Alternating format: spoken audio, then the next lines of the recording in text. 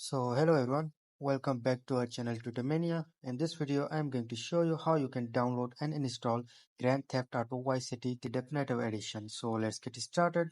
First of all, open your Steam application. Make sure you have installed it. Then go to Store. Now here search GTA. Then press Enter. Now scroll down until you see GTA Vice City the Definitive Edition.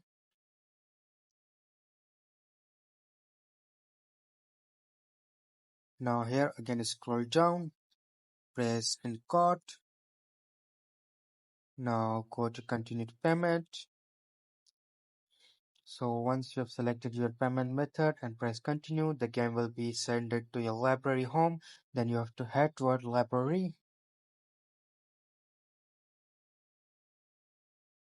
Now here in the game section, you will see your Grand Theft Auto Vice City. So let me show you how you can install it. Just press the game. Then you will see layout like this.